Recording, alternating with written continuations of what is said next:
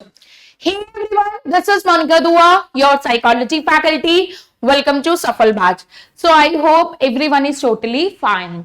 So guys, जैसा कि आप सभी जानते ही हैं, लास्ट क्लास में हम लोगों ने अपना थर्ड चैप्टर ओवर कर लिया था, जिसमें हम लोगों ने बात करी थी स्ट्रेस के बारे में, ठीक है, मीटिंग लाइफ चैलेंजेस। और स्ट्रेस से रिलेटेड ही हम लोगों ने जो है एक रिवीजन टेस्ट भी कंडक्ट किया था, जो हमारे एग्जाम पैटर्न के ऊपर बेस्ड था। क्लियर?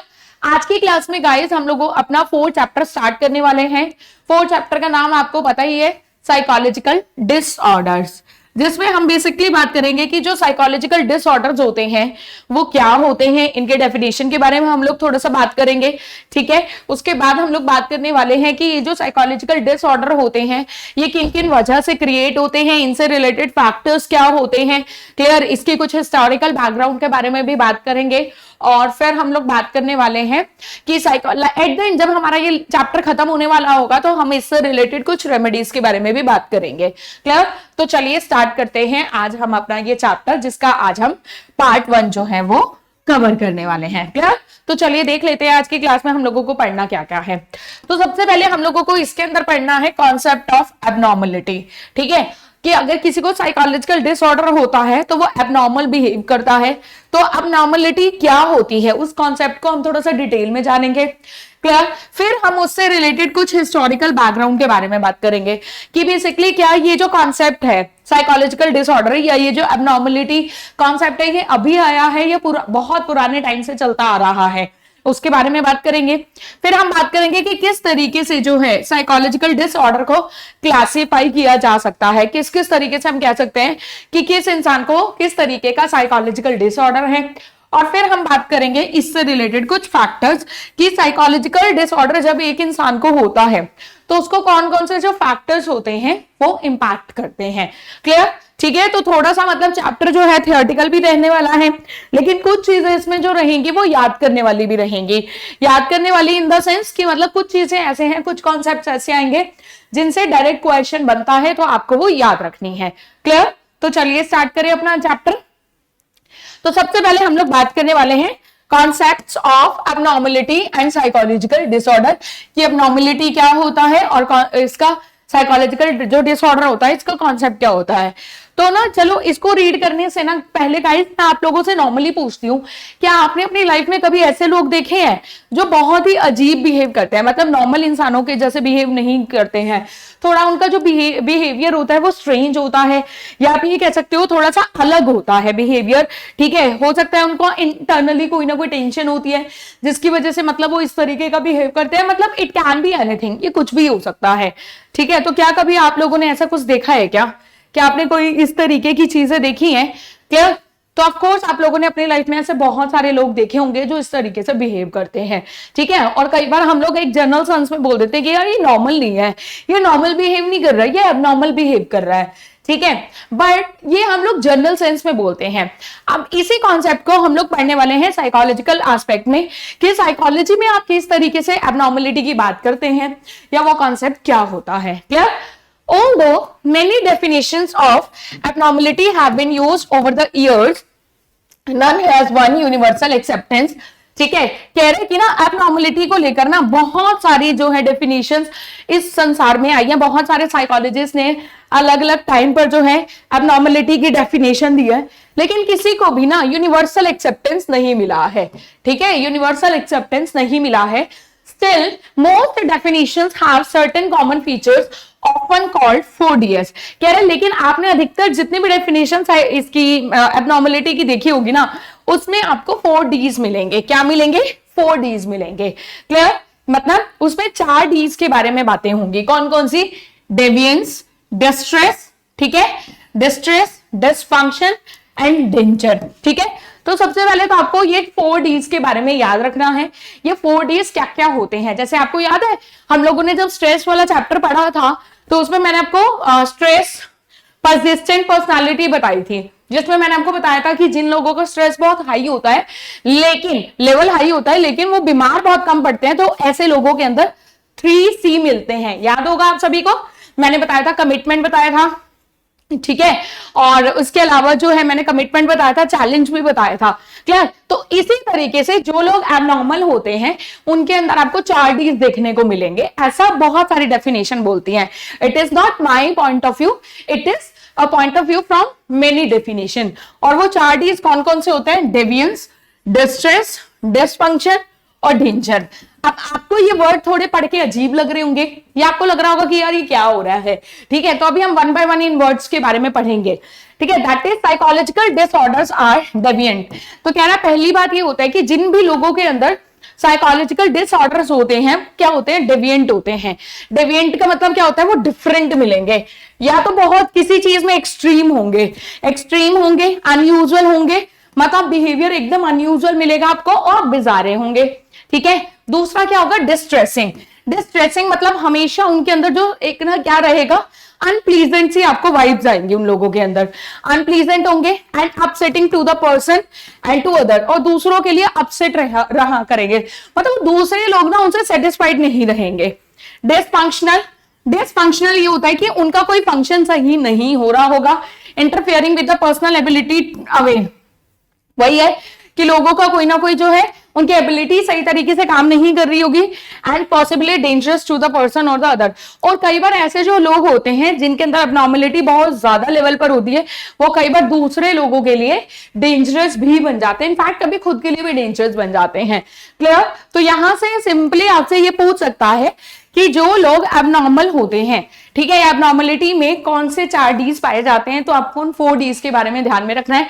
डेवियंस होता है, डिफरेंट होता है, डिसफंक्शन होता है और डेंजर होता है, क्लियर। चलिए आगे देखते हैं। नेक्स्ट वो कह रहा है this definition is a useful starting point from which we can explore psychological abnormality. कह रहे ये जो डेफिनेशन है ये एक स्टार्टिंग पॉइंट है जहां से आप साइकोलॉजिकल जो एबनॉर्मलिटी होती है उसके बारे में बात कर सकते हैं कि साइकोलॉजिकल एबनॉर्मलिटी क्या होती है। Since the word abnormal literally means away from the normal, पहले ना हम एबनॉर्मल का एक लिटरल मीनिंग पढ़ते हैं। तो अगर आप देखोगे एबनॉर्मल वर्ड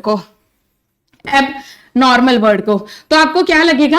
एबनॉर्मल का मतलब होता है अवे फ्रॉम नॉर्मल, मतलब इसका क्या हुआ कि जो नॉर्मल नहीं है, जो नॉर्मल नहीं है, नॉर्मैलिटी से काफी क्या है, अलग है, ठीक है, उसको बोलते हैं नॉर्मल, ठीक है। It implies deviation from some clearly defined, ठीक है, सम क्लियरली डिफाइंड नॉर्म्स और स्टैंडर्ड्स।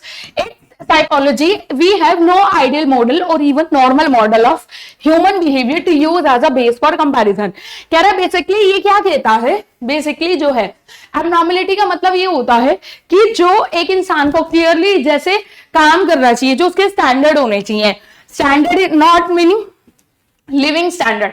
यहां पे स्टैंडर्ड का मतलब यह है कि एक इंसान का जो एक स्टैंडर्डाइज बिहेवियर होना चाहिए। तो वो पर्सन जो होता है, जो पर्सन एबनॉर्मल होता है, जिसके अंदर एबनॉर्मलिटी मिलती है, वो इन स्टैंडर्ड से दूर होता है। अब वैसे तो ना साइकोलॉजी में हमारे पास कोई नॉर्मल मॉडल नहीं होता है, ना ही कोई नॉर्मल मॉडल होता है बिहेवियर का, ना ही कोई आइडियल मॉडल होता है बिहेवियर का। मतलब कोई ऐसा पॉइंट ऑफ व्यू नहीं होता कि हम ये कह सके कि एक पर्सन को हमेशा ऐसा ही बिहेव करना चाहिए, तो कोई आइडियल बिहेवियर नहीं होता है। तो फिर बेसिकली तो हमारे पास कोई बेस है नहीं ये कंपैरिजन करने का। Various approaches have been using in distinguishing between normal and abnormal behaviour.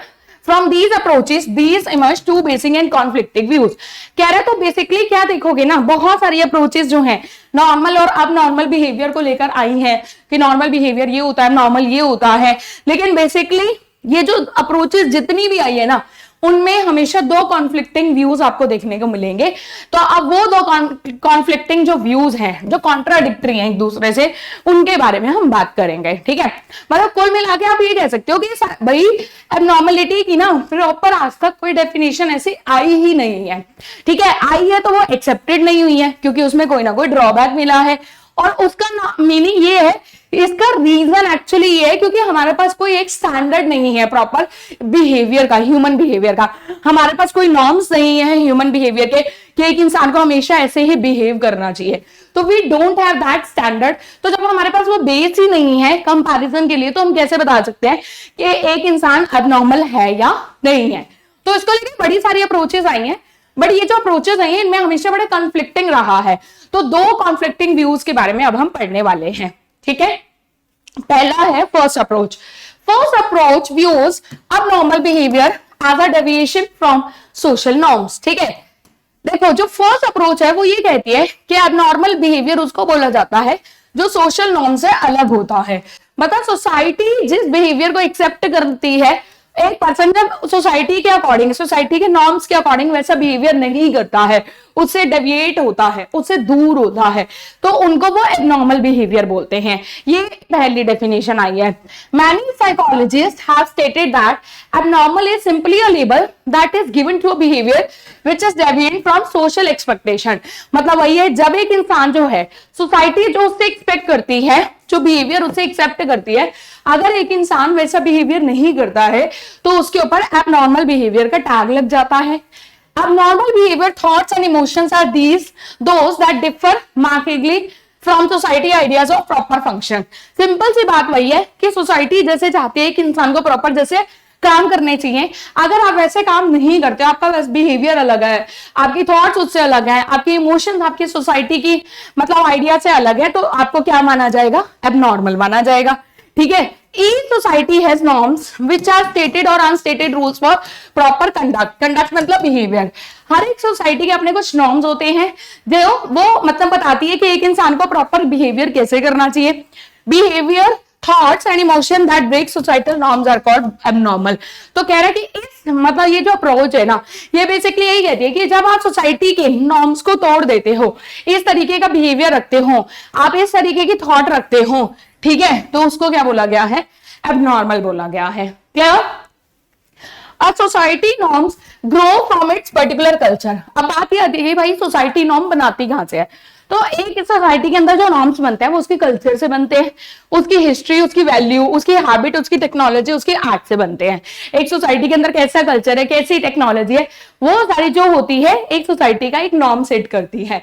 तो a society whose culture value competition and assertiveness may accept aggressive behavior, whereas one that emphasizes cooperation and family value such as in India may consider aggressive behavior as unacceptable or even abnormal. Simple सी बात है भाई, मान लो कोई society है जिसमें assertiveness को, assertiveness मैंने आपको बताया था ना क्या होता है, याद है ना, हम लोगों ने उससे मीटिंग लाइफ चैलेंजेस वाले चैप्टर में पढ़ा था।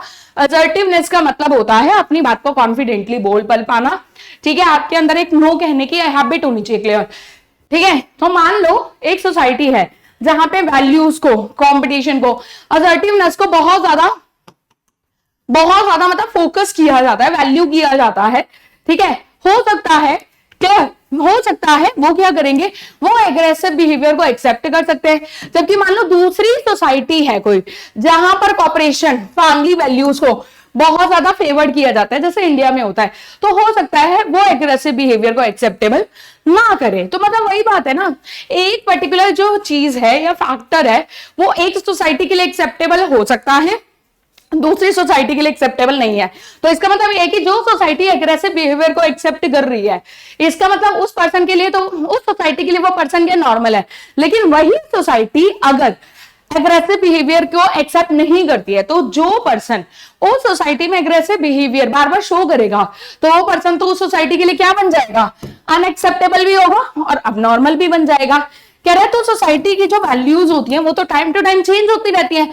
आपने भी देखा है जैसे जैसे टाइम चेंज होता रहता है, सोसाइटी का कल्चर, सोसाइटी की कल्चर तो खैर नहीं, बट वैल्यूज वगैरह चेंज हो जाती हैं, ठीक है। तो और सिंपली सी बात है, अगर ये चेंज हो जाती है तो यहां पर फिर आप ये बताओ, क्या ये डेफिनेशन जो है एक्सेप्टेबल है?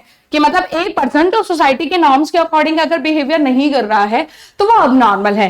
क्या ये डेफिनेशन एक्सेप्टेबल है? क्योंकि सोसाइटी तो चेंज हो जाती है।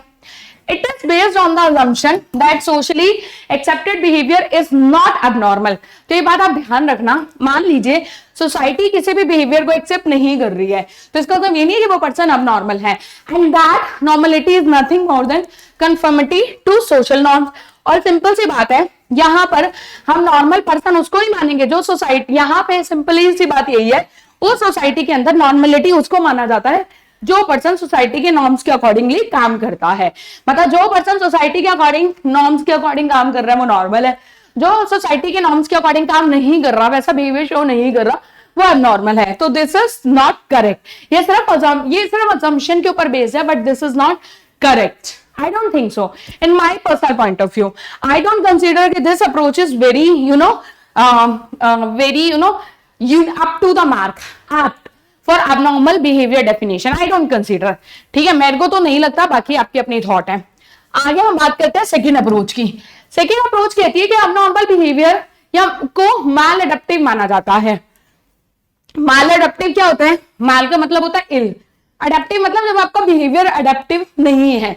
Many psychologists believe that the best criteria for determining the normality of behavior is not whether society accepts it, but whether it fosters the well-being of the individual and eventually of the group which he or she belong। कह रहा है कि बहुत सारी psycho theories या psychologist ये कहते हैं कि अब नॉर्मलिटी का मतलब ये नहीं होता कि सोसाइटी उसको एक्सेप्ट कर रही है या नहीं हो रही है।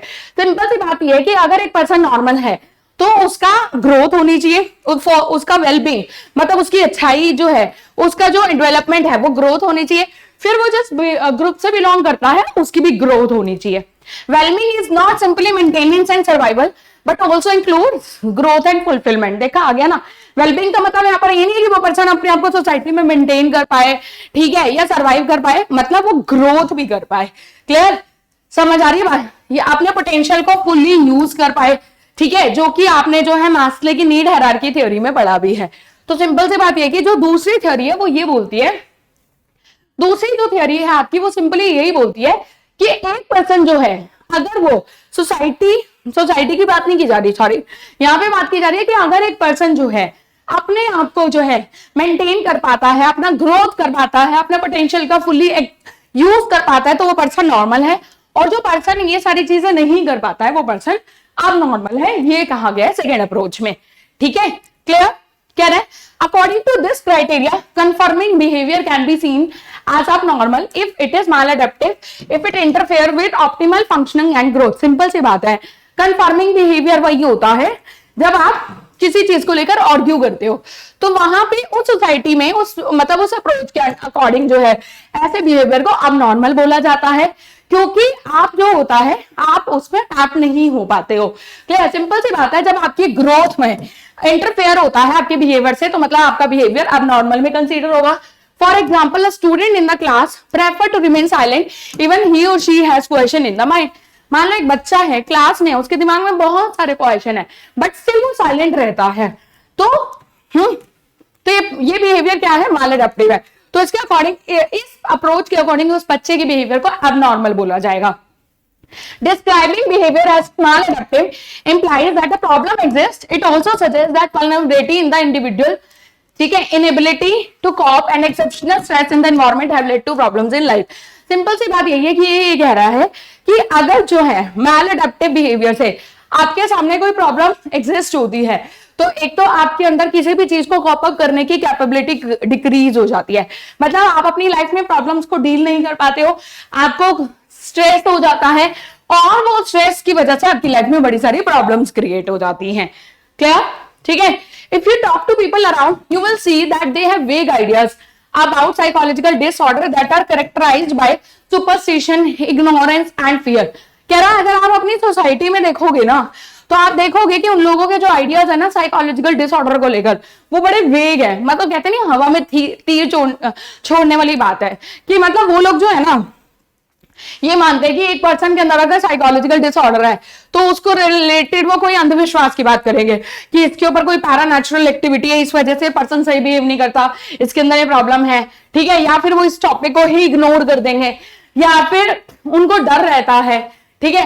Again it is commonly believed that psychological disorder is something to be ashamed of. The stigma attached to mental illness means that people are hesitant to consult a doctor और psychologist because they are ashamed of their problem. Simple सी बात है, आज मतलब ये क्या जा रहा है कि हमारी सोसाइटी में ना साइकोलॉजिकल डिसऑर्डर को एक स्टिग्मा माना जाता है, कलंक माना जाता है कि भाई जिसको ये प्रॉब्लम होगी ना इसका तो वो तो पागल है, ऐसा माना जाता है। इनफैक्ट ऐसे फिर जो लोग होते हैं ना डॉक्टर्स, साइकेट्रिस्ट, साइकोलॉजिस्ट से भी कंसल्ट नहीं कर पाते क्योंकि उनको शर्म आती है अपनी प्रॉब्लम्स को बताते हुए। Actually psychological disorder which indicates a failure in adaptation should be viewed as any other illness. Simple से बात है, साइकोलॉजिकल डिसऑर्डर को भी जैसे बाकी की इलनेस होती है, बीमारियां होती है, जब हमें कोई बीमारी होती है तो हम डॉक्टर के पास जाते हैं, तो कह रहे हैं साइकोलॉजिकल डिसऑर्डर को भी ना एक बीमारी की तरह ही देखना चाहिए। सिंपल एज दैट कि भाई ये मेरे को एक बीमारी है, मुझे इसको सॉल्व कराने के लिए डॉक्टर के पास जाना है, ना कि ये सोचना कि भाई अगर मैं साइकेट्रिस्ट के पास जाऊंगा, मैं साइकोलॉजिस्ट के पास जाऊंगा तो लोग मेरे बारे में क्या सोचेंगे कि मैं पागल हूं, ये है वो है। समझ आ रही बात? तो ये जो आपके पैराडॉक्स है ना, इनको आपको क्या करना है, तोड़ना है। क्लियर? आगे बढ़ते हैं। कह रहे हैं to understand psychological disorder we would require a brief historical account of how these disorders have been viewed over the ages। अब हम बात करेंगे कि भाई क्या ये जो साइकोलॉजिकल डिसऑर्डर है, क्या ये रिसेंटली आए हैं स्टडी का पार्ट, या इनका कोई हिस्टोरिकल बैकग्राउंड भी रहा है कि मतलब पुराने टाइम से ही इनके बारे में बात होती रही है। तो कह रहा है अगर आप साइकोलॉजिकल डिसऑर्डर को समझना चाहते हो ना, तो सबसे पहले आपको उसका हिस्टोरिकल बैकग्राउंड पता होना चाहिए। When we study the history of abnormal psychology, we find that certain theories have occurred over and over again। कह रहे सिंपल सी बात है, ये कोई नया टॉपिक नहीं है। अगर आप इसके बारे में पढ़ते हो तो टाइम टू टाइम शुरू से आता रहा है। One ancient theory that is still encountered today holds that abnormal behavior can be explained by the operation of supernatural and magical forces such as evil spirits, भूत प्रेत और the devil। ठीक है, सिंपल सी बात है। अगर आप पुरानी अगर थियरीज देखोगे ना, तो पुरानी थियरीज में आप ये देखोगे कि ये माना जाता था कि अगर किसी को साइकोलॉजिकल डिसऑर्डर है ना, तो इसका मतलब ये कि उसके ऊपर कोई सुपरनैचुरल एक्टिविटी काम कर रही है, कोई उसके ऊपर मैजिकल ऑपरेशन, मतलब किसी ने जादू वादू ये सब कर दिया है। ठीक है, ये माना जाता था। Exorcism the removing the evil that resides in the individual through counter magic and prayer is still commonly used. और आज भी हमारे सोसाइटी में एक्सॉर्सिज्म यूज होता है। एक्सॉर्सिज्म क्या होता है ना, सुपरनैचुरल एक्टिविटीज को के मतलब प्रॉब्लम्स को हटाने के लिए जब आप एक पर्सन के पास जाते हो और वो उसके ऊपर काउंटर मैजिक करता है, प्रेयर करता है, तो उसको बोला जाता है एक्सॉर्सिज्म। और ये आज भी हमारी सोसाइटी में यूज होता है बैकवर्ड एरियाज में, अगर आप जाकर देखोगे तो। क्लियर? समझ आ रही है बात? ठीक है। In many societies the shaman और मेडिसिन मैन, ओझा बोला जाता है जिसे, वो पर्सन होता है जो ये कहता है कि भाई उस पर्सन का ना सुपरनैचुरल फोर्सेस के साथ कांटेक्ट है, तो वो एक मीडियम बनता है। ठीक है, और उसके बाद जो स्पिरिट्स होती हैं उनसे वो बातें करता है ह्यूमन बींग्स के साथ। Through the shaman and afflicted person can learn which spirits are responsible for his problem, what needs to be done to appease them। Simple सी बात है भाई, शामन जो होता है ये पता लगाता है कि भाई ये जो प्रॉब्लम है वो स्पिरिट्स किस वजह से कर रही है, और फिर उसका जो है मतलब सॉल्यूशन ढूंढने की कोशिश करता है। A recurring theme in the history of abnormal psychology is the belief that individuals have strangely because their bodies, their problems are not working properly। ठीक है, और इसी में ही एक और थीम भी आई है कि अब नॉर्मल साइकोलॉजी का मतलब यही है कि एक पर्सन जो है जब वो अपनी बॉडी और जब वो उसका ब्रेन जो है प्रॉपर तरीके से काम नहीं करता, तब एक पर्सन जो है वो एबनॉर्मल बिहेव करता है। मतलब पहली थ्योरी तो मैजिकल स्पिरिट्स इन सारी चीजों की बात करती है। दूसरी थ्योरी साइकोलॉजिकल डिसऑर्डर को लेकर ये बोलती है जब एक इंसान की बॉडी और ब्रेन ढंग से काम नहीं करते हैं तो एक इंसान जो होता है वो एबनॉर्मल या स्ट्रेंजली बिहेव करता है। क्लियर? उसके बाद कह रहे हैं दिस इज द बायोलॉजिकल और ऑर्गेनिक अप्रोच। तो ये क्या होती है आपकी बायोलॉजिकल अप्रोच है, क्योंकि इसमें आपकी बॉडी इन्वॉल्व है। In the modern era there is evidence that body and brain processes have been linked to many types of maladaptive behaviour. और कह रहा आज के टाइम में भी बहुत सारे ऐसे मतलब ये चीज फैक्ट है कि हमारे दिमाग का हमारे बॉडी के साथ ना बहुत तरीके से कनेक्शन होता है, और अगर उस कनेक्शन में उस लिंक में कोई दिक्कत आती है तो हमारा कोई बिहेवियर मैलएडेप्टिव हो जाता है। ठीक है, तो बहुत ज्यादा जरूरी है कि हम क्या करें, ऐसे बायोलॉजिकल प्रोसेस जो हमारे डिफेक्टिव है उनको हम करेक्ट करें। ठीक है, another approach is the psychological approach. इसी में ही एक तीसरी अप्रोच आती है साइकोलॉजिकल अप्रोच। ये कहती है कि साइकोलॉजिकल प्रॉब्लम इसीलिए होती है क्योंकि एक इंसान की जो प्रॉब्लम होती है सोचने में, संसार को देखने में, वो पर्सन जो होता है इनएडिक्वेट होता है। इनएडिक्वेट का मतलब समझते हो, वो पर्सन जो होता है सफिशिएंट नहीं होता अपनी कैपेबिलिटी के अकॉर्डिंग, ना ही संसार को देख पाता है, ना समझ पाता है, और ना ही उसको फील कर पाता है। ठीक है, तो भाई सिंपल सी बात है, साइकोलॉजिकल डिसऑर्डर को लेकर 3 थ्योरीज आई हैं। पहली थ्योरी तो उसकी बात करती है सुपरनैचुरल फोर्सेस की। ठीक है, दूसरी थ्योरी बायोलॉजिकल अप्रोच है, जो ये कहती है कि जब आपका बॉडी और आपका दिमाग की लिंकेज में कोई दिक्कत आती है तब माल अडेप्टिव बिहेवियर होता है। और तीसरा है साइकोलॉजिकल अप्रोच, कि जब एक इंसान को साइकोलॉजिकल कोई प्रॉब्लम होती है तो उसी से उसको कोई डिसऑर्डर क्रिएट होता है। तो कह रहे हैं ये जो तीनों थ्योरीज हैं, चाहे सुपरनैचुरल है, चाहे बायोलॉजिकल है और चाहे आपके साइकोलॉजिकल है, ये जो आपको वेस्टर्न सिविलाइजेशन में पूरा टाइम देखने को मिलेगी। इनफैक्ट अगर आप वेस्टर्न सिविलाइजेशन में देखोगे तो बहुत सारे ऐसे फिलोसोफर्स हुए हैं, जैसे हिपोक्रेट्स हुआ, सोक्रेट्स हुए, प्लेटो हुए, इन्होंने जो है ऑर्गेनिज्मिक अप्रोच के ऊपर बात करी, मतलब सेकंड वाली जो अप्रोच है बायोलॉजिकल अप्रोच के ऊपर बात करी है, जिन्होंने ये बोला है कि एक इंसान डिस्टर्ब्ड बिहेवियर तभी करता है जब उसके इमोशन और उसके रीजन में कॉन्फ्लिक्ट होता है। इमोशन, ठीक है, और उसका रीजन किससे रिलेटेड हो गया, रीजन उसके माइंड से रिलेटेड हो गया। गैलन ने भी बोला है ह्यूमन कि एक पर्सन के ना अंदर 4 ह्यूमर्स होते हैं। कह रहे एक पर्सन के अंदर क्या होते हैं, 4 ह्यूमर्स होते हैं। कौन कौन से 4 ह्यूमर्स होते हैं भाई? एक पर्सन जो होता है, मटेरियल जो वर्ड होता है वो 4 चीजों से मिलकर बनता है। कौन सी 4 चीजों से मिलकर बनता है? अर्थ, एयर, फायर एंड वाटर। ठीक है, यहां तक समझ आ रही है बात? ये किसने बोला? गैलन ने बोला है। और ये जो होता है ये हमारी बॉडी के लिए वे फ्लूइड बनाते हैं। कौन से फ्लूइड बनाते हैं? ब्लड बनाते हैं, black bile, yellow bile and phlegm बनाते हैं। और ये जो हमारे फ्लूइड होते हैं, इन्हीं से ही हम एक डिफरेंट टेम्परामेंट का मतलब क्या हो रहा है, हम एक डिफरेंट बिहेवियर जो होता है वो रिस्पॉन्ड करते हैं। कह रहे हैं जब इन ह्यूमर्स के बीच में डिसबैलेंस होता है तो उसकी वजह से डिसऑर्डर क्रिएट होता है। ये बात किसने बोली है? गैलन ने बोली है। तो ये बात आप ध्यान रखना कि भाई उसने मेटेरियलिक वर्ड्स को, ठीक है, 4 एलिमेंट से मिलकर बनाया है। बताया कि हमारा जो वर्ड है वो 4 एलिमेंट से मिलकर बनता है। और ये जो 4 एलिमेंट्स होता है हमारी बॉडी में भी 4 क्या क्रिएट करते हैं? फ्लूइड क्रिएट करते हैं। तो ये आप ध्यान रखना। इम्बैलेंसेस अमंग द ह्यूमर्स, ये मैंने आपको बता दिया।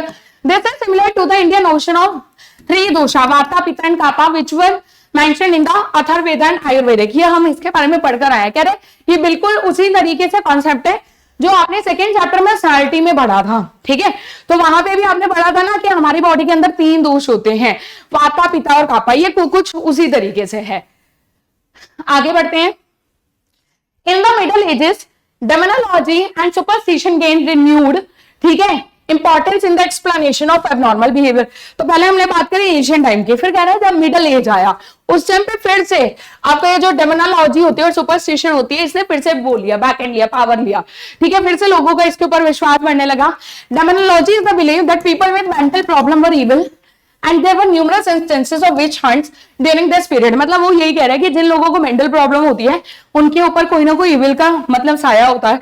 और इनफैक्ट बहुत सारे ऐसे एविडेंस भी रिकॉर्ड किए गए जैसे उन्होंने देखा भी, उन्होंने कुछ देखा है। ठीक है, during the early middle ages the Christian spirit of charity prevailed and Saint Augustine wrote extensively about feelings, mental anguish and conflict. This laid the groundwork for modern psychodynamic theories of abnormal behavior. कह रहे तो जब middle ages का starting time आया था तो उस time पर थे एक क्रिश्चियन, एक चैरिटी को लेकर एक सेंट ऑगस्टाइन थे।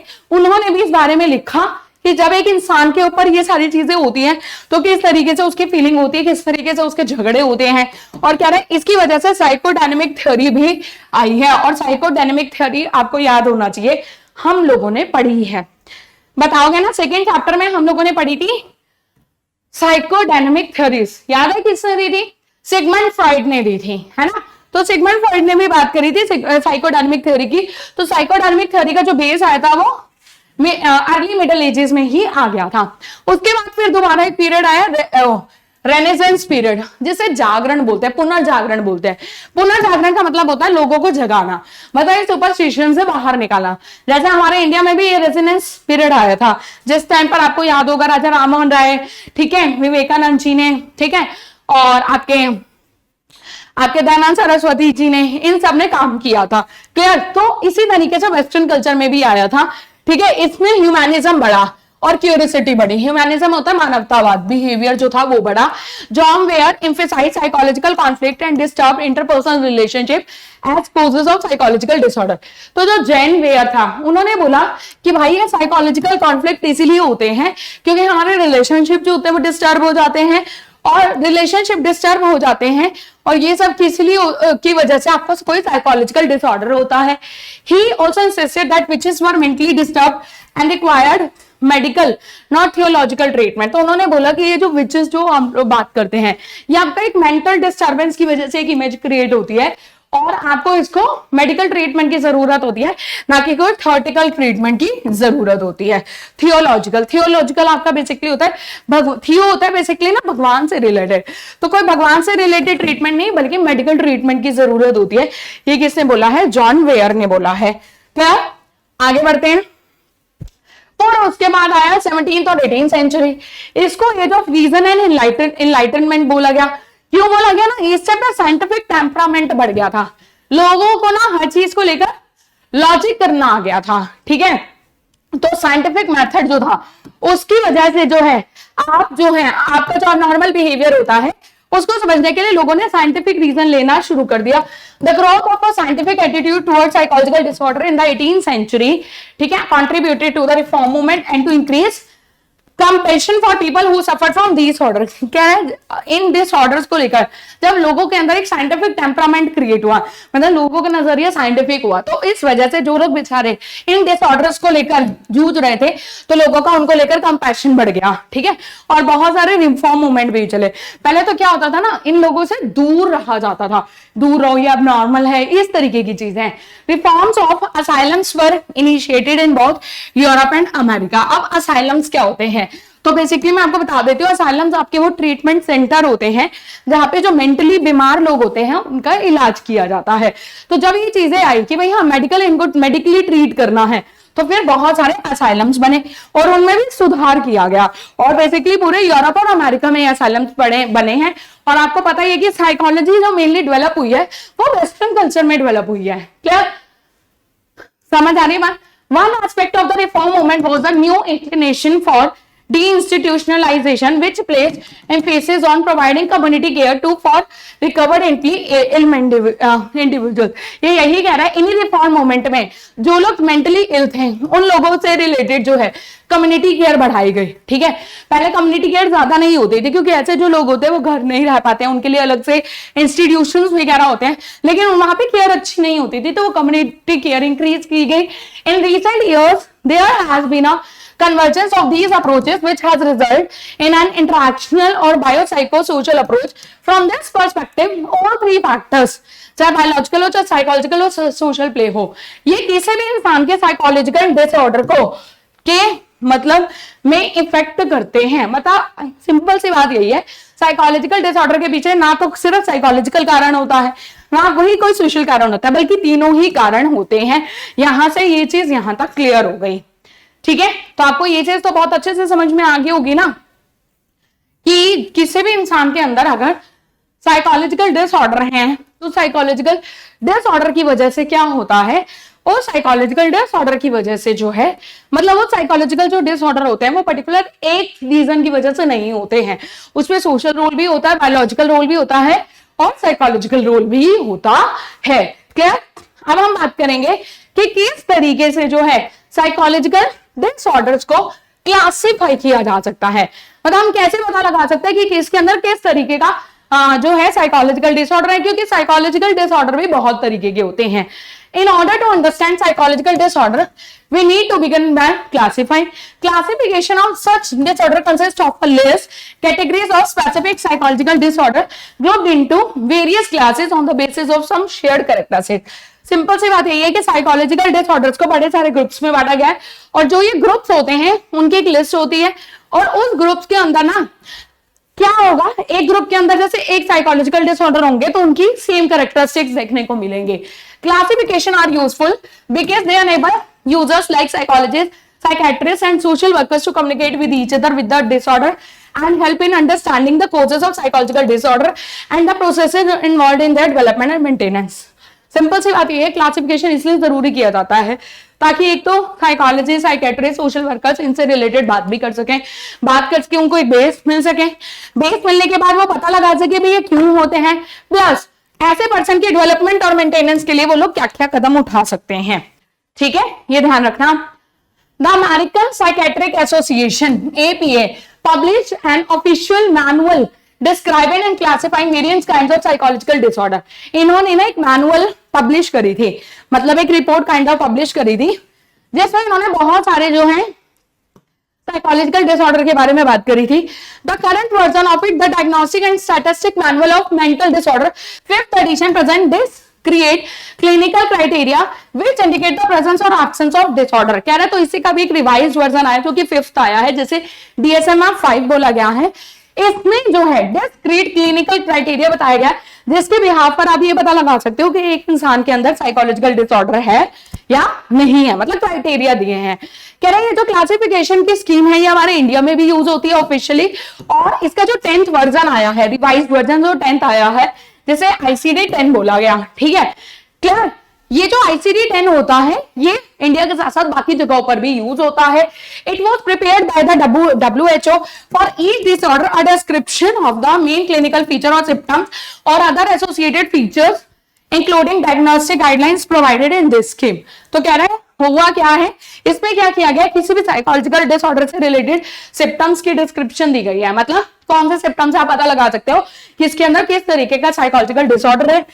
फिर सिम्टम्स के साथ साथ उसकी डायग्नोस्टिक गाइडलाइन भी दी गई है कि किस तरीके से आप उसको दूर कर सकते हो। क्लियर, तो यहां तक आपको बहुत अच्छे से क्लियर हो गया होगा। आगे जो है ये तो हम लोगों ने पढ़ ही लिया है, रिपीट हो गया है। In order to understand something as complex as abnormal behaviour, अब हम बात करने वाले हैं फैक्टर्स की कि कौन से फैक्टर्स से जो है अबनॉर्मल बिहेवियर होता है। तो कह रहे हैं अबनॉर्मल बिहेवियर को अगर आप कॉम्प्लेक्स समझते हो तो साइकोलॉजिस्ट होता है बहुत सारी अप्रोचेस यूज करते हैं। Each approach in use today emphasizes a different aspect of human behavior and explains and treat abnormality in line with the aspect. These approaches also emphasize the role of different factors such as biological, psychological, intrapersonal and socio-cultural factor। मतलब simple सी बात यही है कि एक इंसान के अंदर अगर साइकोलॉजिकल डिसऑर्डर है तो उसके ऊपर उसका बायोलॉजिकल फैक्टर भी है, साइकोलॉजिकल फैक्टर भी है, कोई सोशियो कल्चरल फैक्टर भी है और कोई इंटरपर्सनल फैक्टर भी है। अब इसमें से कुछ अप्रोचेस की आज हम बात करने वाले हैं। सारी अप्रोचेस की बात तो हम नहीं करेंगे कि किस तरीके से आप एबनॉर्मल बिहेवियर के बारे में पता लगा सकते हो, और कुछ अप्रोचेस के बारे में आज हम बात करेंगे, ठीक है। तो पहला आता है biological factor, influence all aspects of our behaviour. कह रहे जो बायोलॉजिकल फैक्टर होता है ना वो हमारे बिहेवियर को पूरी तरीके से इन्फ्लुएंस करते हैं। भाई करते हैं या नहीं करते हैं, क्लियर। आप भी बताओ भाई, आप बायोलॉजिकल आपके जो पेरेंट्स के जीन्स होते हैं वो कहीं ना कहीं आपके बिहेवियर में भी शो करते हैं। आपने अपनी फैमिली में भी ये चीज देखी होगी, कहते नहीं ये तो बिल्कुल अपने मम्मा की कॉपी है।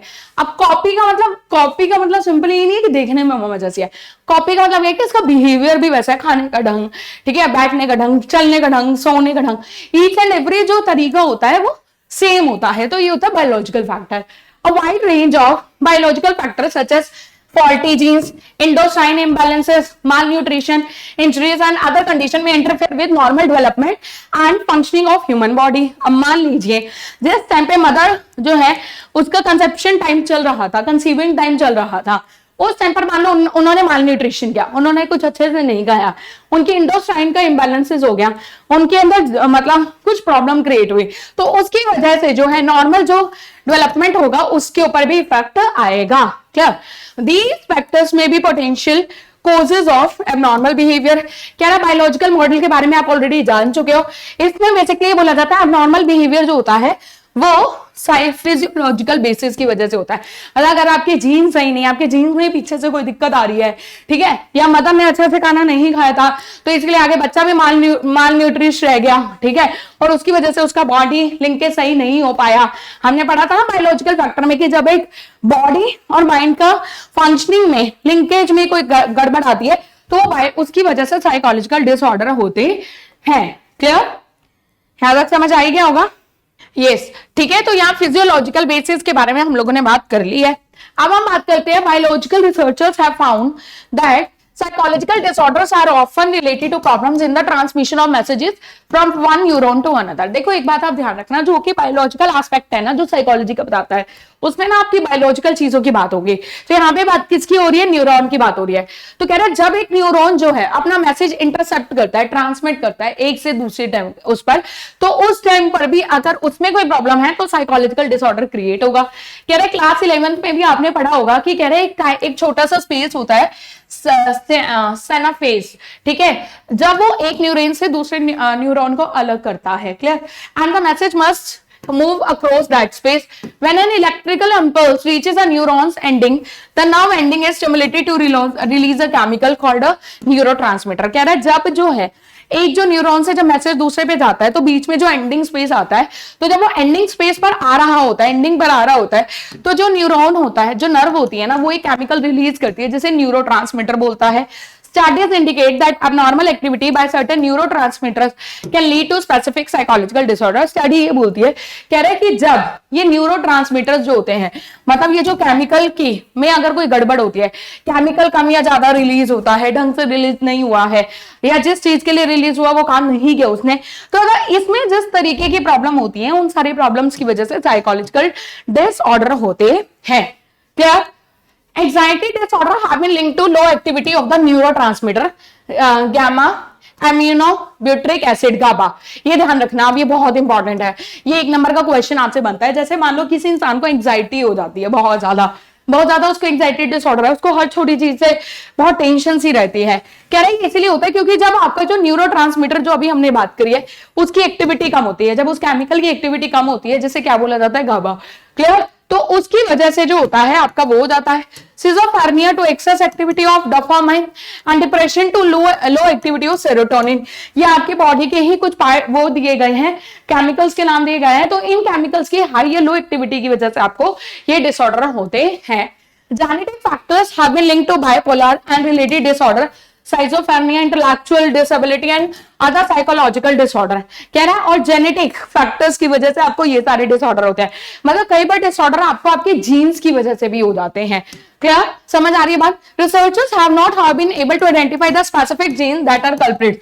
हालांकि रिसर्चर्स ये नहीं पता लगा पाए हैं कि कौन से जीन्स की वजह से ये होता है, बट उन्होंने ये बोला कि कोई भी अगर फॉल्टी जीन ट्रांसफर होता है तो उस फॉल्टी जीन्स की वजह से कहीं ना कहीं जो है डिसऑर्डर क्रिएट होता है.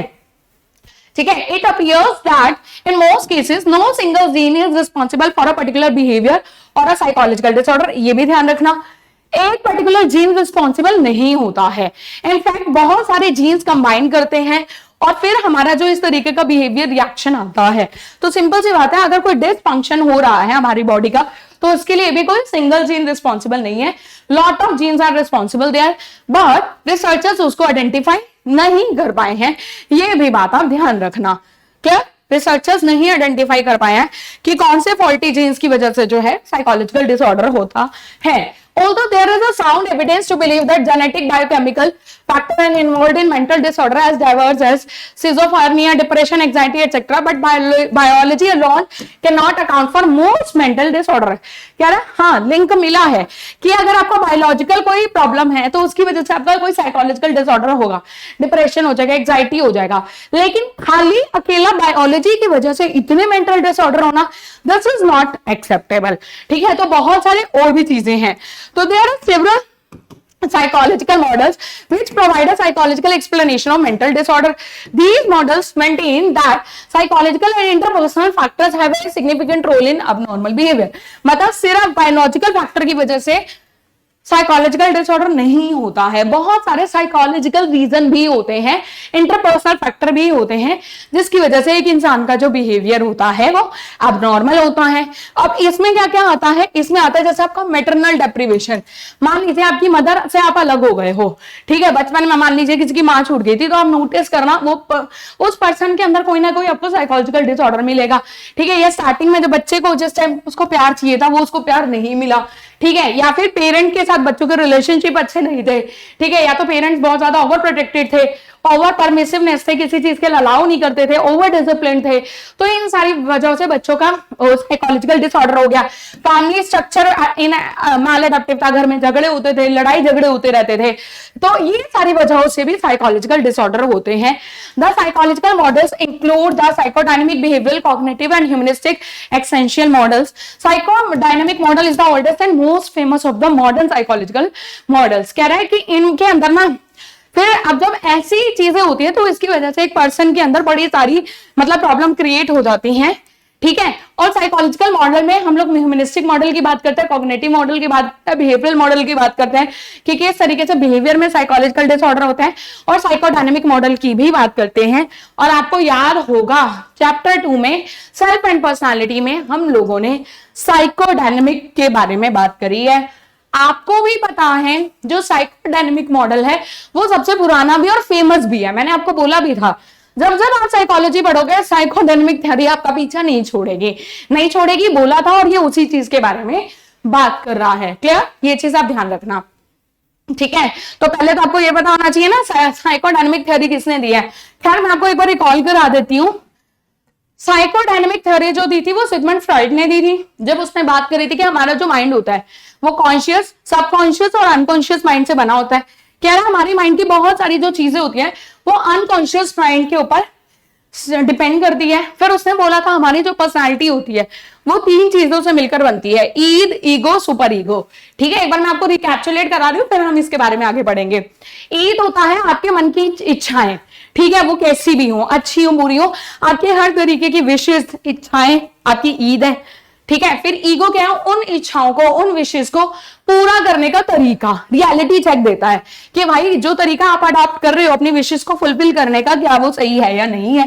ठीक है, रियलिटी चेक देगा। उसके बाद जब आपने अपनी विशेष को फुलफिल कर दिया तो आपका आता है सुपर ईगो का काम, जो कि आपको मोरालिटी चेक देता है।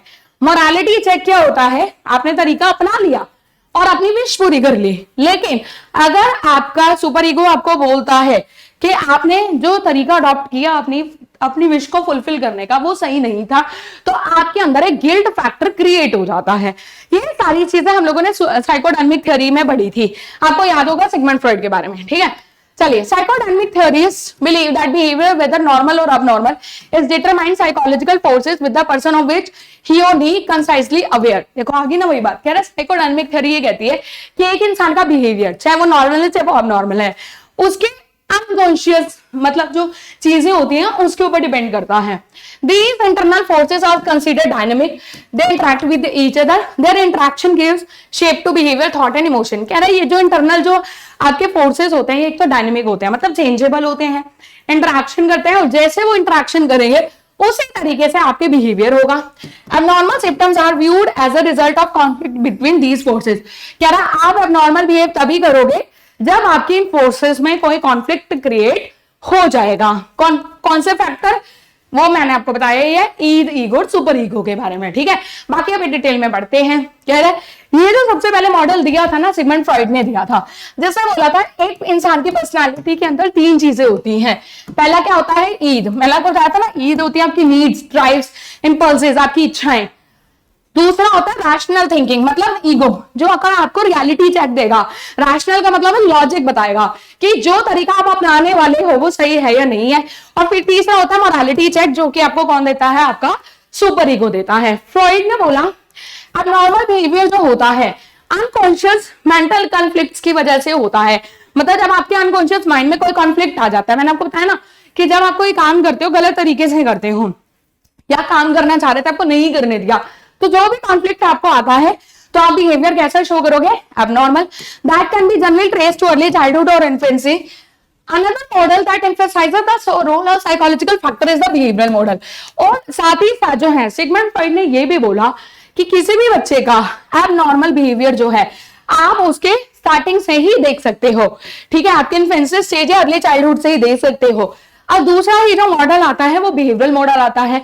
ये कहता है कि चाहे आपका नॉर्मल बिहेवियर हो चाहे आपका अबनॉर्मल बिहेवियर हो, इसको जो है सीखा जा सकता है और साइकोलॉजिकल इसको आप सीखते हो।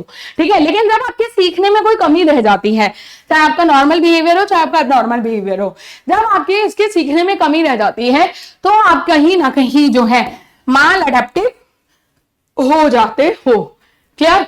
The model concentrates on behavior that are learned through conditioning and proposes that which has been learned can be unlearned। कह रहा है सिंपल सी बात है, ये जो मॉडल है ये किसके ऊपर फोकस करता है कि जो भी बिहेवियर आप सीखते हो कंडीशनिंग से, ठीक है, वो जो भी बिहेवियर मान लो आपने सीखा आप उसको अनलर्न भी कर सकते हो। अनलर्न कैसे कर सकते हो, मान लीजिए कोई चीज है आपके लिए सही नहीं है, जैसे गलत हैबिट मान लीजिए आप वो सीख गए हो। ठीक है, तो गलत हैबिट मान लीजिए अगर आप कोई सीख गए हो तो उस गलत हैबिट को आप अंडू भी कर सकते हो। Learning can take place by classical functioning temporal association in which two events repeatedly occur close together in time. याद है ना, इसके बारे में क्लास 11 में पढ़ा था क्लासिकल कंडीशनिंग के बारे में, जब दो इवेंट सेम टाइम पर होते हैं, ठीक है। ऑपरेंट कंडीशनिंग जो कि रिवॉर्ड से होता है, सोशल लर्निंग जो आप दूसरों से देखकर सीखते हो। तो कह रहे हैं ये तीनों तरीके की कंडीशनिंग जो होती है अगर आपकी सही नहीं होती है तो कहीं ना कहीं आपका बिहेवियर जो होता है वो या तो अडेप्टिव होगा या माल अडेप्टिव होगा। मतलब अगर आपकी कंडीशनिंग सही हुई है तो आपका बिहेवियर अडेप्टिव होगा, तो ठीक है, अडेप्टिव बिहेवियर होगा, नॉर्मल बिहेवियर होगा। लेकिन अगर आपकी ये तीनों फंक्शनिंग में, तीनों आपकी कंडीशनिंग में प्रॉब्लम हुई है, ठीक है, तो कहीं ना कहीं आपका जो बिहेवियर होगा वो क्या होगा, मैल अडेप्टिव होगा। ठीक है, मैल अडेप्टिव का मतलब आपको बताइए कि कोई ना कोई आपको साइकोलॉजिकल डिसऑर्डर क्रिएट हो जाएगा। कह रहा है psychological factor are also emphasised by the cognitive model. ये जो मॉडल है ये कहता है कि जब एक इंसान के अंदर कोई कॉग्निटिव प्रॉब्लम होती है तो उसकी वजह से, कॉग्निटिव मतलब आपका देखने का नजरिया, आपका सोचने का नजरिया, आपका रीजन करने का नजरिया, आपकी इंटेलेक्चुअल एबिलिटीज। तो कह रहे हैं जब आपकी इंटेलेक्चुअल एबिलिटीज में कोई कमी आती है तो उसकी वजह से आप एबनॉर्मल बिहेव करते हो। People may hold assumption and attitude about themselves that they are irrational and inaccurate. People may also repeatedly think in illogical ways and make overgeneralization that may draw broad and negative conclusion on the basis of single insignificant event. मतलब ये कहने की बात कर रहा है, मान लीजिए किसी की लाइफ में कोई इवेंट हो गया, उस इवेंट को लेकर आप सोच रहे हो, आप बहुत ज्यादा जनरलाइज कर रहे हो या उस इवेंट के बारे में आप गलत तरीके से सोचे जा रहे हो, तो उस इवेंट का आपके ऊपर नेगेटिव इंपैक्ट आएगा और बहुत बड़ा इंपैक्ट आएगा। तो उसकी वजह से भी फिर आपका बिहेवियर क्या हो जाएगा, अब नॉर्मल आएगा। तो मतलब इसमें ना आपके इंटेलेक्चुअल एबिलिटीज इंक्लूड होती हैं। कुल मिला के बात यह है कि जब आप किसी भी अपनी लाइफ में होने वाले इंसिडेंट के बारे में गलत तरीके से सोचते हो, मतलब इलॉजिकल सोचते हो, तो आपका कॉग्निशन जो मेंटल एबिलिटीज होती हैं वो डिसरप्टेड होती हैं। और अगर मेंटल एबिलिटीज डिसरप्टिव होंगे तो कहीं ना कहीं जो है आपका जो है बिहेवियर भी अबनॉर्मल हो जाएगा। क्लियर? उसके बाद अनदर साइकोलॉजिकल मॉडल है ह्यूमनिस्टिक एग्जिस्टेंशियल मॉडल, जिसमें ये बोला जाता है ह्यूमन एग्जिस्टेंस के ऊपर ज्यादा फोकस किया जाता है। ह्यूमनिस्टिक ये बिलीव करते हैं कि एक इंसान के अंदर फ्रेंडली, कोऑपरेटिव होने की मतलब कंस्ट्रक्टिव होना होता है। मतलब एक इंसान, ये नॉर्मल टेंडेंसी है कि वो फ्रेंडली भी होगा, कंस्ट्रक्टिव भी होगा, सेल्फ एक्चुअलाइज भी होगा। सेल्फ एक्चुअलाइज के बारे में भी हम लोगों ने सेल्फ एंड पर्सनैलिटी में पढ़ा था कि अपने पोटेंशियल को वो अपनी ग्रोथ को प्रॉपर तरीके से क्या कर पाएगा, यूज कर पाएगा, फुलेस्ट यूज कर पाएगा। क्लियर? समझ आ रही है बात? ठीक है। Existentialists believe that from birth we have total freedom to give meaning to our existence or to avoid that responsibility। कह रहे एग्जिस्टेंशियलिस्ट इस बात को लेकर बिलीव करते हैं, कह रहे कि जब हम पैदा होते हैं ना तो हमारे को ये फ्रीडम होती है। किस चीज की फ्रीडम होती है? कि हम जो है अपनी एग्जिस्टेंस को पूरा मीनिंग देते हैं। ठीक है, या हम अपनी एग्जिस्टेंस को पूरा मीनिंग देते हैं या हम अपनी रिस्पॉन्सिबिलिटीज को अवॉइड कर देते हैं। आपने नोटिस भी किया होगा जब एक बच्चा पैदा होता है धीरे धीरे वो बड़ा होता है तो उसके ऊपर जैसे उसके ऊपर छोटी छोटी चीजों की रिस्पॉन्सिबिलिटी डाली जाती है। कैसे डाली जाती है कि आपको अपना बैकपैक खुद करना है, आपको अपनी ड्रेस खुद कैरी करनी है। ठीक है, धीरे धीरे तो ये भी बोला जाता है आपको टेक बैक भी खुद ही करना है। ये छोटे छोटे रिस्पॉन्सिबिलिटीज उसके ऊपर डाली जाती है। अगर वो इन रिस्पॉन्सिबिलिटीज को अवॉइड करता है, ठीक है, या फिर वो क्या करेगा, रिस्पॉन्सिबिलिटीज को पूरा करेगा टाइम से, ताकि उसको ये रहेगा कि यार मैं जो हूं एक पंक्चुअल बच्चा बनूं या मतलब एक ओबीडिएंट बच्चा बनूं। क्या? तो ये हमारी चीजें होती है शुरू से। कह रहे जो ये रिस्पॉन्सिबिलिटीज फुलफिल नहीं करते हैं वो क्या होंगे, एम्पटी हो जाएंगे। एम्पटी का मतलब समझते हो आप? खाली हो जाएंगे। मतलब उनके अंदर एक मतलब सेटिस्फेक्शन नहीं होगी, इनऑथेंटिक होंगे और उनकी लाइफ भी कैसी होगी, डिसफंक्शनल हो जाएगी। क्यों? क्योंकि वो अपनी रिस्पॉन्सिबिलिटीज कभी फुलफिल कर ही नहीं पाएंगे। समझ आ रही है बात? ठीक है। In addition to the biological and psycho social factor, social cultural factor भी होते हैं। जैसे मान लीजिए war, violence, group prejudice and discrimination, economic and employment problem, rapid social change, इसकी वजह से भी हमारे ऊपर क्या आता है, स्ट्रेस आ जाता है। अब आज देख लो यूक्रेन में वॉर चल रहा है, सोचो वहां की लाइफ में, वहां के उधर कितना प्रॉब्लम हो रहा होगा, कितना स्ट्रेस क्रिएट हो रहा होगा। क्यों? क्योंकि वहां पे इकोनॉमिक इश्यूज होंगे, ठीक है, वहां पे एम्प्लॉयमेंट जनरेशन इश्यूज होंगे, या एकदम से जब सोसाइटी चेंज होती है तब भी क्या होता है, स्ट्रेस आता है। क्लियर? और उस टाइम पर जब ये स्ट्रेस आता है तो हमारे पास बहुत सारी साइकोलॉजिकल प्रॉब्लम्स होती हैं। याद है हमने इसके बारे में अभी चैप्टर 3 में हम पढ़ के भी आए थे कि जब आपके कल्चर में चेंज होता है तो उस कल्चर चेंज की वजह से भी आपको स्ट्रेस होता है, जब आपका एटीट्यूड पॉजिटिव नहीं होता है, और फिर उससे आपको साइकोलॉजिकल प्रॉब्लम होती है, टेंशन होती है। According to the socio cultural model, abnormal behavior is best understood in light of the social cultural forces that influence an individual। कह रहा है बेसिकली जो है सोशियो कल्चरल मॉडल में ये बोला जाता है कि abnormal behavior जो होता है आप सोसाइटी या कल्चरल फोर्सेस में देख सकते हो। मान लो अगर एक इंसान जो है सोशल और कल्चरल फोर्सेस के अकॉर्डिंगली काम सही नहीं कर रहा है, that is abnormal behavior। As behavior is shaped by societal forces such as family structure, communication, social network, societal condition, societal label roles, ये बहुत इंपॉर्टेंट हो जाते हैं। ठीक है, तो it has been found that certain family system are likely to produce abnormal functioning in individual members. और कह रहा है ये देखा भी गया है, कह रहा है कि आपकी फैमिली सिस्टम जो मतलब जिनमें डिसफंक्शनिंग्स होती हैं तो आप नोटिस करना कि उनके इंडिविजुअल मेंबर्स में भी कहीं ना कहीं आपको एबनॉर्मल फंक्शनिंग देखने को मिलेगी। तो कुल मिला के बात यह है कि आपकी सोसाइटी का भी बहुत रोल होता है। ठीक है, आपकी सोसाइटी का भी, आपके कल्चर का भी, आपके साइकोलॉजिकल डिसऑर्डर में बहुत रोल होता है। Some families have an enmeshed structure in which the members are over involved in each others activity, thoughts and feelings. कह रहा है कुछ फैमिलीज आपने देखी होगी, वहां पे जो होता है एमनेस स्ट्रक्चर होता है, मतलब जो लोग होंगे ना उनको अपने से ज्यादा दूसरों की एक्टिविटीज में, थॉट्स में बहुत ज्यादा इन्वॉल्व होंगे।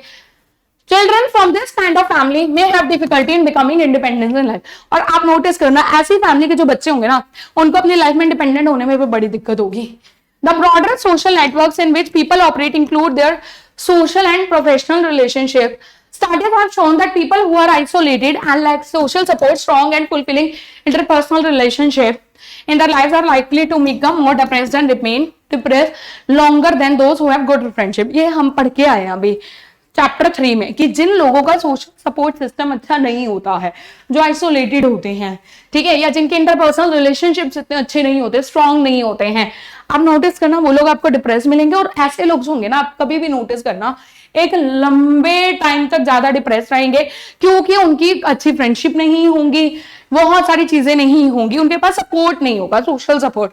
सोशल सपोर्ट में जरूरी नहीं आपका फैमिली आता है, सोशल सपोर्ट में आपके नियर एंड डियर आ सकते हैं, आपके फ्रेंड्स आ सकते हैं, आपका कोई रिलेटिव हो सकता है। ठीक है, तो जिनके रिलेशंस अच्छे चलते हैं, कूल रिलेशंस होते हैं, स्ट्रॉन्ग रिलेशनशिप होते हैं, आप देखना वो लोग इतना स्ट्रेस नहीं होंगे, क्योंकि उनके पास लोग होते हैं उन चीजों को शेयर करने के, अपने नेगेटिव इमोशंस को शेयर करने के। Clear? Socio-cultural theorists also believe that abnormal functioning is influenced by the societal labels and roles assigned to troubled people। कहते हैं, ये भी कहते हैं कई बार हमारी जो सोसाइटी होती है ना लेबल कर देती है भाई कि ये काम तो ऐसी को ही करना है। When people break the norms of their society, they are called deviant and mentally ill। जैसे एक मतलब ना वो सेट कर दिया जाता है भाई सोसाइटी में ये काम तो उसने ही करना है। जैसे नर्स है, नर्स क्या होता है, अधिकतर ये देखा जाता है कि फीमेल ही बनेंगी। ठीक है, नर्स क्या होंगी, हमेशा फीमेल ही होंगी। लेकिन जब एक इंसान इस प्रेजुडिस को तोड़कर आगे बढ़ता है, सोसाइटी के नॉर्म्स को तोड़ता है, फिर उसको क्या बोला जाता है कि भाई ये तो पागल है, डेविएंट है, मेंटली इल है। ठीक है, such labels tend to sink state so that the person may be viewed as crazy and encouraged to act sick। आ गया ना, मैंने बोला ना ये जो लेबल्स होते हैं ये इतने स्टिकी होते हैं, मतलब हमारी सोसाइटी में ऐसे चिपक गया कि अगर एक इंसान उनको तोड़ता है तो उसको पागल बोला जाता है। The person gradually learns to accept and play the sick role and function in a disrupted manner। वही बात है कि एक इंसान जो होता है कब तक जो है सोसाइटी से दूर भागेगा, है ना, तो वो फिर क्या होता है धीरे धीरे धीरे धीरे सोसाइटी के जो स्टिक लेबल्स हैं इनको एक्सेप्ट करना स्टार्ट कर देता है, और कहीं ना कहीं उसका जो फंक्शनिंग होती है, उसका जो काम करने का तरीका होता है वो क्या होता है, ठीक है, क्या होता है, डिस्टर्प्टेड हो जाता है। क्या? In addition to these models, one of the most widely accepted explanation of the abnormal behavior are by the Deich's stress model। This model states that a psychological disorder developed when a Deich's क्या होता है, biological predisposition to the disorder is set off by a stressful situation। Okay कह रहे हैं कि तो ये जितने भी अभी तक हम लोगों ने मॉडल पढ़े हैं, जैसे अभी तक हमने क्या पढ़ा कि भाई साइकोलॉजिकल डिसऑर्डर बायोलॉजिकल उसकी वजह से होता है कि जब बायोलॉजिकल कोई आपके अंदर फॉल्टी जीन्स आ जाते हैं, कहीं हमने साइकोलॉजिकल प्रॉब्लम्स की वजह से साइकोलॉजिकल डिसऑर्डर होते हैं, फिर हमने पढ़ा सोसाइटी का भी एक बहुत बड़ा रोल होता है। कह रहे थे जितने भी मॉडल्स अभी तक हमने पढ़े हैं ना अब नॉर्मल बिहेवियर के, साइकोलॉजिकल डिसऑर्डर का, इसमें जो सबसे एक्सेप्टेड एक्सप्लेनेशन है वो है डायथेसिस स्ट्रेस मॉडल। अब ये जो डायथेसिस स्ट्रेस मॉडल है ये बोलता है कि साइकोलॉजिकल एक्चुअली डिसऑर्डर तब होता है जब एक इंसान जो होता है बायोलॉजिकल, मतलब बायोलॉजिकल ही क्या होता है उसके अंदर वो डिसऑर्डर डिस्पोज हो जाता है, पहले से ही आ जाता है और वो किसी स्ट्रेसफुल सिचुएशन की वजह से आता है। इस मॉडल के 3 कंपोनेंट है। फर्स्ट डायथेसिस है या presence of some biological aberration which may be inherited. मतलब सिंपल सी बात है, ये मॉडल ये कहता है कि अगर आपके अंदर साइकोलॉजिकल डिसऑर्डर है तो इनहेरिटेड है, आपके जीन से आया है। दूसरा ये बोलता है ये इसलिए आया था क्योंकि जो है कोई ना कोई जिन जो आपके मतलब वो थे जो आपका ये लगा लो जिन से आपने जीन्स इनहेरिट किए हैं उनके अंदर कोई ना कोई साइकोलॉजिकल डिसऑर्डर था, इसीलिए ये आया था। क्लियर? साथ ही साथ एक पर्सन जो होता है वो क्या होता है, रिस्क पर होता है या प्री डिस्पोज्ड होता है टू डेवलप द डिसऑर्डर। और तीसरा जो कंपोनेंट होता है वो पैथोगेनिक स्ट्रेसर होता है। पैथोगेनिक स्ट्रेसर आपको याद है हम लोगों ने लास्ट क्लास में भी पढ़ा था। स्ट्रेसर मतलब उस पर्सन के साथ जिससे आपने जीन्स इनहेरिट किया है उसके सामने लाइफ में कुछ ऐसे इवेंट हुए थे जिससे वो पर्सन रिस्क पर चला गया था। ठीक है, if such at risk persons are exposed to these stressors, their predisposition may actually evolve into a disorder. This model has been applied to several disorders including anxiety, depression, schizophrenia. ये यही कह रहा है ये जो मॉडल है ना ये इतना वाइडली एक्सेप्टेड हुआ कि इस मतलब मॉडल को बहुत सारे डिसऑर्डर्स के ऊपर अप्लाई किया गया। एंजाइटी है, डिप्रेशन है, सिजोफ्रेनिया, इन सब के ऊपर क्या किया गया, अप्लाई किया गया। तो यहां में ना आप ये चीज प्लीज ध्यान रखना कि सबसे एक्सेप्टेड मॉडल स्ट्रेस इसका, एबनॉर्मल का या साइकोलॉजिकल डिसऑर्डर का कौन सा है, ये नाम आप ध्यान रखना। This is one of the important, ठीक है, ये बहुत ज्यादा इंपॉर्टेंट है। क्लियर? बाकी तो ये जो चीजें थी जो अभी तक भी हमने पढ़ी है इसमें ऐसा कुछ ज्यादा समझने का नहीं था, बस कुछ ऐसे वर्ड्स हैं जो आपको ध्यान में रखने हैं, दैट्स इट। इसके अलावा जो चीजें हैं वो सारी की सारी क्या है, थ्योरेटिकल चीजें हैं। क्लियर? कैसी चीजें हैं, थ्योरेटिकल चीजें हैं। तो आज हम लोगों ने ये चैप्टर 4 चैप्टर का पार्ट 1 कवर कर लिया है। नेक्स्ट क्लास के अंदर हम लोग नेक्स्ट इसी चैप्टर के नेक्स्ट पार्ट से बात करेंगे। ठीक है, थोड़ा सा इसको रिकैप करेंगे, बट मेरी आपसे मतलब एक रिक्वेस्ट है कि आप ये जब चैप्टर कर रहे होगे, मतलब जब आप ये वीडियो देख रहे होगे तो आप लोग मुझे कमेंट सेक्शन में लिखकर जरूर बताना कि आपको क्या लगा, और अगर आपके कोई डाउट हो तो उसको भी आप मुझसे पूछना। क्लियर? तो चलिए आज के लिए इतना ही है, मिलेंगे नेक्स्ट क्लास में। Till then bye bye, take care and have a nice day.